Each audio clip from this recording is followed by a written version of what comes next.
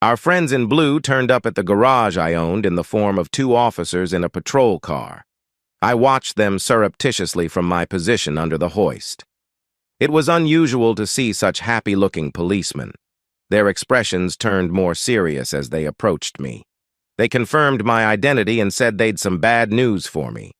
Something had happened to my wife at our house and she was in hospital, but they couldn't go into details. I tried to leave straight away, but they stopped me, wanting a few answers. "Can you account for your whereabouts for the last 3 hours, sir?" "Yes, officer, I've been here all day. Just ask my two mechanics.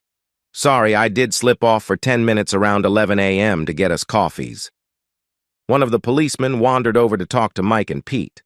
The other wrote down details of which coffee shop I'd been to. "Can you show me your car, sir?" he asked. "Sure, my truck is outside." I led him outside to my pride and joy. The thorough bastard scoured the interior, then popped the hood and felt the engine. Stone cold. "Right. That's all, sir. You can go to the hospital now." There was a look of concern on my face while the staffer at the hospital explained the extent of Kate's injuries, the fact she'd received a blood transfusion, and then informed me she was being operated on now. She was expected to be out of it until the next morning. I thought it was very unprofessional for the doctor to be half smiling the whole time he was talking to me. On the way out of the hospital entrance, I was intercepted by the same two policemen who'd been to the garage earlier. They wanted some more answers. We retired to the hospital cafeteria for some much-needed coffee. They wanted to know how my relationship with my wife was. I explained that we'd met and married relatively late in life, 8 years ago. Kate worked a lucrative career as a defense lawyer with a large local firm. She was keen to have children, but had resisted my pressure until now when she was almost 40, as she wanted to establish herself in her job. They asked me why it was she was at home on a weekday. I went on to explain that Kate had quit work a month ago so she could have a break before getting pregnant. A sort of holiday before at least 10 years of domestic service. I then added in summary that I loved my wife, and we were fine and looking forward to a family. They asked me if I knew a John Barton. When I replied no and asked why they'd asked, they became evasive and took their leave. I knew I could rely on my guys to lock up the garage, so I went straight home. A deep sadness began to descend upon me. At the house, a couple of forensic guys and a lone detective were nosing around. The detective introduced himself and explained what he knew. He then asked me the same questions the earlier officers did, plus one new one. "Can you explain why we found a few drops of blood in the downstairs toilet, sir?" "Sorry, no idea, detective. Now, can I ask you something?" "By all means, sir," he replied. "It's pretty obvious you aren't treating this as an accident and also that I am being treated as a suspect. If it was foul play, can you assure me you aren't concentrating on me as a subject, but are also looking for the real perpetrator?" "You can be assured, sir. We have a few lines of inquiry. My colleague is over talking to Mrs. Barton right now." "Who is this John Barton I keep hearing about?" I asked. "I'm sorry, sir. I don't think it is appropriate for me to comment." He and the forensic guys then took off, leaving me seemingly confused. I went upstairs to the master bedroom and looked at the scene of carnage. I would have been really shocked if I was looking at it for the first time. Earlier that day. About 10 a.m. at work, I really started to think about intimacy. Nothing unusual about that. They do say that guys think about intimacy on average 67 times per waking hour. Let me tell you, men who have been virtually cut off by their wives for a month can at least double that. Ever since Kate quit work, our 2 to 3 times a week had dropped to practically zero. Kate was either not in the mood, missing work, and depressed, or too tired. Personally, I thought it was because her life as she knew it was almost over, and she was just plain scared. Being the considerate husband I was, I didn't want to pressure her. She would get out of her funk at her own pace. I knew my life would change after kids, but realized hers would be turned upside down. I continued daydreaming about how our love life had been in the first few years of our marriage. Anywhere, anytime, anyhow. We'd made the effort to keep it fresh and new for as long as our imaginations lasted, then slowly lapsed into the automatic mode two long-term partners often slip into. I snapped out of my torpor. I knew what to do. Bring back the spontaneity. Go home right now and have Kate senseless. Right. Decision made. Time to clean up and get home. I told Mick and Pete I was heading out for a while. Pete asked if I could take the car he'd just finished servicing for a test drive. No worries. Arriving home, I was disappointed to see a car I didn't recognize in the driveway. Bugger. A friend visiting scuppered my plans.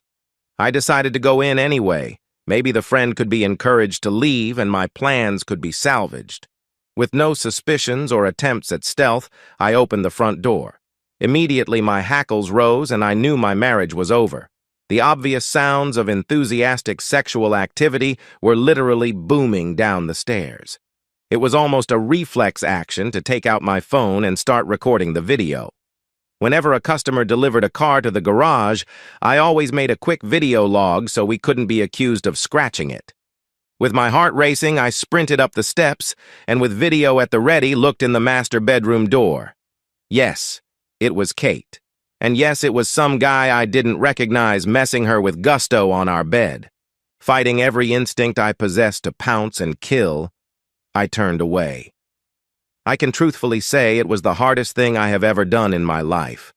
With legs no longer able to support my weight, I slumped down on the floor just outside the door. Utterly devastated, I was only vaguely aware of the dual sounds of them reaching their peaks just around the corner. I don't know how long I was there, but gradually became aware that all sounds of their adultery had ceased, and there was only talking happening. That was just as bad, and still rankled my soul to its core. I instinctively knew that I must get out of earshot so I could gain the time to process. I was fully aware that all input to the brain goes straight to the emotion center before going to the logic part of the brain for processing. I also instinctively knew that any reaction of mine based on emotion would end up with at least him in the hospital and me in prison. I needed time to think. Quietly, I got up off the floor, tiptoed downstairs, and collapsed onto the couch. I knew that if they came downstairs soon, I wouldn't be capable of controlling my actions, but my legs just wouldn't take me any further. Frankly, I was in emotional crisis. I couldn't have been more overwhelmed if I'd walked in on Mother Teresa being screwed by all 7 of Snow White's dwarves. Away from the sights, smells, and most of the sounds of betrayal, I was freed from emotional distractions. I did what I knew I did best, and came up with a plan. It was blatantly copied from the coalition's invasion of Iraq in the Second Gulf War. Shock and awe. Strike with such speed and ferocity that all reactions were stupefied. Drag him from the room and out of her sight. Beat the hell out of him somewhere it wouldn't bruise too much. The stomach should be just right. Then throw him naked out the back door, return for her and throw her naked out the front door. That should give them the right impression and leave me with my liberty assured. With no bruising and no witness, hopefully, I would avoid the law. Luckily, I had the perfect shock and awe weapon in my workshop. 2 years ago, I'd been in the Army Reserve, National Guard, where, due to my mechanical skills, I'd been made an infantryman. Yeah, logical, right? After one weekend exercise, I had been detailed to clean out the trucks we had returned to base in. That's where I found an itty-bitty device that was going to come in handy now. The police call them stun grenades. Special forces call them flashbangs. Slightly larger than a normal grenade, they are basically a small canister with a lever and pin mechanism for ignition. They were specifically made for hostage rescue and were designed to do little physical damage so they could be lobbed into a room full of innocents with no lasting harm. Sure, they would blow a few fingers off if you held one in your hand, but were generally harmless. What they did do, however, was go off with an 8 million candle power flash and a 170 decibel bang. The flash alone could stun a person to extreme non-function for at least 5 seconds. My devious mind, driven by newly acquired hate, quickly formed the rest of the plan. I didn't want to damage to my own house, so I couldn't just lob it onto the floor. Plus, the noise of it hitting would alert them. I didn't want that. I retrieved the device and quickly taped a short piece of rope to it, then put a loop in the end of the rope. Thus prepared, I tiptoed back upstairs. As I got closer, I realized that stealth was again unnecessary. I could plainly hear a man's groans coming from the bedroom doorway. Stopping only to pick up my phone from the floor outside the door where I'd dropped it, I glanced around the doorframe. Obviously ready for round two, the guy was standing at the foot of the bed facing the door. Kate was on her knees with her back to me, seemingly getting him fully excited with one of her signature mobs. Her head was languidly bobbing backward and forwards. She was good at this. I tried desperately to disassociate what I was seeing with any emotion I was feeling, but was only partly successful. Glancing around the corner again, I confirmed that his eyes were tightly shut. This time I noticed that he had his hands on either side of her head. Mentally rehearsing the sequence of events I'd decided on, I then took a deep breath and sprang into action. One step into the room, looped the end of the rope around the hook on the bottom of the light fitting, leaving the device hanging halfway to the floor. Pull pin, slip into pocket, out the door again, fingers firmly in ears and eyes tightly shut. Even with my precautions, the effect was awesome. I could plainly feel the shock wave and sense the bright reflected light through my eyelids. Following the plan, I leap into the room again, ready for action. This time it was my turn to be stunned.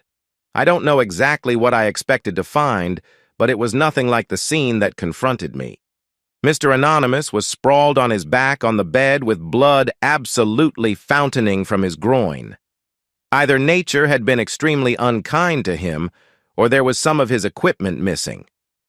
Kate was flat on her back on the floor with vacant eyes and her mouth opening and closing like a fish out of water, face covered in blood. Confused, I retreated out into the hall again to think. My reverie was disturbed shortly afterward by twin unholy shrieks from the bedroom, followed by various thumps and doors slamming open. I was starting to realize that I was in deep shit.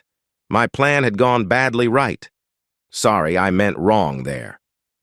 I looked around the doorframe once more into the scene of carnage. The guy had rolled off the bed and was curled up on the floor holding his groin, still shrieking like a banshee. Do you know how many nerves there are in a penis? Kate was nowhere in sight, but there was a blood trail leading to the bathroom. Must remove evidence. I re-entered the room, scanned it, and quickly found the detonator mechanism from the device, adding it to the rope in my pocket. I couldn't find anything else, so concluded it must all have been consumed. I started towards the bathroom, being very careful not to step in any blood, which was a big ask, I can tell you. Kate was on her knees spewing into the toilet. I fought the urge to go and help her. I just didn't care anymore. On the way out the door, I spotted something amongst the blood on the floor. I picked it up. It was warm and squishy and about 3/4 of an inch long. On the way out the front door, I detoured to the downstairs toilet and flushed it away. They wouldn't be sewing that back on. Careful not to screech my tires, I sped off down the street, thankful once again that we lived so far from the neighbors' houses. Halfway back to the garage, I dumped my pockets into a roadside bin. 10 minutes later, I was back in the small garage that I called work. I called over Pete and Mike, the two grubby, oil-stained guys I call my employees and friends. They hurried over, seeing I was rattled. Guys, I need you to be my alibi for the last 45 minutes. What do you say? Sure, boss, came almost simultaneously from them. Well, before you agree so hastily, I'd better tell you that what I have done is pretty bloody serious, and once I tell you what it is, you may not be so quick to answer. I don't know what the heck I will be charged with, but it could mean prison time. Before I explained it to them, I went to my office and threw on an old, dirty set of coveralls. I then went over to the bin and grabbed an oily rag, rubbing it into my face and arms. I didn't know when the police would be here, but I fully expected them. Both guys looked at me a bit bemused. I gave them a quick rundown on events of the last little while. They looked at me with stunned expressions. Mike was the first to break. He tried to hold it in for a good 15 seconds, then erupted in laughter. That broke the ice for Pete, who shortly joined Mike and me in uncontrollable hooting. Mine was driven by the aftermath of an adrenaline rush. It was fully 5 minutes before we all regained control, and with handshakes and promises of support, they returned to their oily engine bays. For the next hour, spontaneous chuckles could be heard from inside various grimy spaces. My wife, Kate, was about to reap the reward she'd earned for being aloof with my lowly friends in the past. Do you know how hard it is to clean blood up? Bastard stuff sticks like poop to a blanket. I ended up only cleaning the bathroom floor that night. I decided to just throw the bed linen away and made a note to get a new carpet for the bedroom. The ripped curtains would have to go as well. I tried to keep busy, avoiding thinking. That process wasn't helped by the constant phone ringing and knocking at the door. Yes, the media were in feeding frenzy mode. The combination of adultery and a guy getting his manhood bitten off was a story sent from heaven for them. I only answered the door once and soon unplugged the phone. Finally, with nothing left to distract me, I got around to my soul searching. Did I regret what I'd done? Strangely, no. I hated cheaters with a passion. I'd seen too many guys turned into woman-hating recluses when they caught their partners out. The funny thing was that until before lunchtime today, I would have bet my life on my wife sharing that passion. I was still stunned that I'd been so wrong, not to mention utterly bemused at Kate's motivation. She seemed to be as devoted to me as I was to her, and our love life was just fine. Well, until recently that was. After hours of internal turmoil, I could only come up with one solitary clue. I recalled the hairs on the back of my neck playing up about 2 months ago when Kate announced she was resigning so she could enjoy her last days of freedom. I expected her to work until at least the 7th month of her pregnancy. Something about her statement that she wanted a last hurrah before children struck me as odd. My rumination was interrupted by my private cell phone ringing. Not many people knew the number. Caller ID showed it to be Kate's parents' number. They lived in the same state, but about 3 hours' drive away. I'd always got along with them fantastically, so I answered. After way less than the usual pleasantries, her mum cut to the chase. "Dave, what's going on? Do you know why there are a bunch of journalists besieging our house?" Well, they had to find out sometime. I just couldn't bring myself to go into detail. "Mum, did you watch the local news tonight? The top story, maybe?" I asked. "What? The one about some cheating woman biting her lover's toy off?" I'd always loved her mum's colorful language and no-nonsense views on life, but hell, she wasn't making this conversation easy. "Yes, Mum. Look, there's no easy way to say this, so I'll just launch straight in. The woman was Kate." Luckily, my discomfiture was cut short by a scream, followed by a dial tone. As I pressed the end button on the phone, I noticed an alert on the screen. Memory full. That reminded me that I'd recorded the ending of my marriage a bare 8 hours before. I had vague memories of leaving the phone recording outside the bedroom door. I knew that if I never discovered and believed the reason why Kate had done what she did, I might never trust another woman ever again. There was a good chance I would die a lonely misogynist, doomed to a wasted life. With desperate hope, I started the video playback. The screen showed the view I saw walking along the hall to the bedroom. I closed my eyes when it peeped through the door. I already knew what it showed. Kate with her head on the pillow, back in the air, being engaged from behind. The pain was just too fresh to relive that scene yet. I opened them in time for when I'd put the phone on the floor. With no visual, just a view of the hall ceiling, I had to imagine Mr. and Mrs. Adulterer lying side by side on the bed. I couldn't make out the audio clearly, so downloaded the file to my computer and ran it through an amplifier. This is the relevant part of their conversation. "Wow, Kate, that was fantastic. In fact, the last week has been great. Does it have to end today? My offer still stands. Just give me the word and I'll divorce Sarah and marry you." "Yeah, like that will work. Great start to a marriage hooking up with a guy that will mess around on his wife and kids. No, I love Dave way too much to hurt him like that. Besides, he is a great husband and will make a good father. After today, I'll be Mrs. Goody-Goody's housewife, at least until the youngest of our kids goes to school. You can't love him that much. It's not him lying here, is it? No, you're wrong. I do love him dearly. The moment I met him, I knew he was my one and only soulmate. I'll never meet another. We are so in tune, sexually, that he can take me places no one else ever has. I feel blessed that I have such a good man to spoil me and nurse me when I get a big belly from his 2 or 3 babies. No, I want nothing more than to die in his arms, surrounded by our grandchildren. Well, that was a fine speech, counselor, but one that begs the obvious question. Why is it that I'm here with you? At least Kate had the humanity to give this some thought. There was a good half a minute of silence. I guess I just miss being single. I didn't get married until I was 31 and was a bit of a wild girl. I miss just going into a bar and getting hit on by a variety of guys. The thrill of leading a guy on and then deciding on impulse if he's going to score or not. Every second weekend lately, Dave has been going deer shooting with his buddies.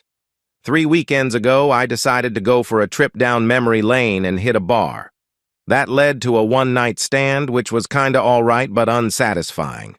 Then last Saturday, I happened to go to the bar where you were, and so here we are. Christ, that's cold, Kate, he replied. Just think of it as the last hurrah. Anyway, what are you complaining about, Mr. Big? Come here. I said it had to end today. I didn't say it had to end right now. I turned off the audio. I knew there would be no more intelligent conversation. At least now I knew I was a good lover and husband. The problem wasn't me. The next days were an anticlimax.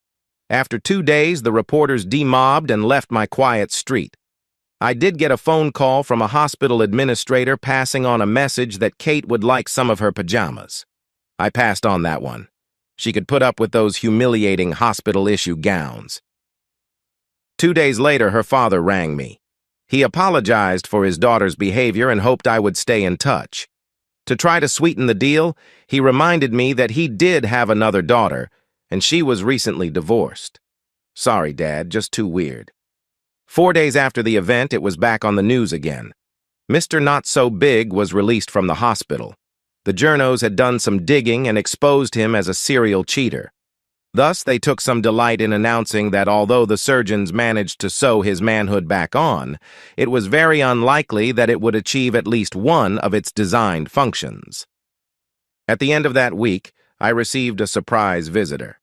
Mrs. Barton, or Sarah, as she insisted I called her, was a fine-looking lady with sad eyes. She told me that she'd heard a rumor that I may have some evidence that may help her in her divorce case. I explained that maybe I did, but couldn't admit to it without incriminating myself. She understood and was very apologetic for asking. I told her I thought there was such a glut of circumstantial evidence that she wouldn't need what I had. If that proved wrong, then I urged her to come back and I might reconsider. She had such sadness about her that I took pity. Pulling the video file up, I played her just the aftermath of the Big Bang. The shock at her husband's screams made her cringe initially, but she soon rallied. Suffice it to say, when she left, the sadness was gone. Being the helpful guy I am, I invited her to come over whenever the sadness returned for a pick-me-up. Oh yes, that wasn't the last time I would be seeing Sarah Barton. The last visitor I received was probably the strangest. On Saturday, I answered the door to the detective that I'd talked to at the house on the day of the big event. Gone was the suit, just jeans and a shirt. "Hi, son. No, I won't come in. I just wanted to say that with insufficient evidence, I have recommended the case be closed." At my thanks, he turned to walk away, then paused and looked back. "Look, I'll be retiring at the end of the year. If I come back after that, would you tell me how you did it?" I just smiled and bid him a good day. The letter from Kate arrived the following Tuesday. "My dearest Dave, I cannot tell you how ashamed and sorry I am for what I did to you. I fully understand why you haven't been able to bring yourself to visit me, and I forgive you without reservation. I never thought of the full extent of possible repercussions for my actions. I certainly never knew my parents would virtually disown me over the phone. I know that I have forever lost your love, trust, and respect, which hurts me more than I can possibly describe. I understand if you don't ever want to speak to me again, but it may help your recovery if you allow me to explain why I did what I did. Just be assured it was all my fault. It's your choice. You know where I will be for a while. The doctors say I won't be able to speak properly for a long time, if ever. They think I swallowed the tip of my tongue when I bit it off. They are telling me about some experimental stretching techniques that may restore some function. I hope it works, so I can at least return to my career as some distraction from the dreary, loveless, childless future I now face. Ask for anything you like in the divorce and I will sign it. If you could find it in your heart to keep me on your medical insurance for the near future, I would be eternally grateful. Goodbye, my love. I wish you nothing but happiness in the future. I hope I haven't totally wrecked yours as well. Yours, Kate. I must say the letter moved me. So much so that I immediately decided to reverse a previous decision. I thought long and hard. Damn it, I would drop her pajamas off at the hospital. Now where are Mick and Pete's phone numbers? I owe them a beer. A keg each should do it. And so, we've reached the end of today's story. Was it what you expected, or did it take a twist you didn't see coming? I'm curious to hear your thoughts. Share them in the comments below, and let's get a conversation going. If this story kept you hooked, make sure to hit that like button. And if you're new here or just haven't subscribed yet, now's the perfect time to join our community. I bring you fresh, captivating stories every day, so click that subscribe button and turn on notifications so you never miss out.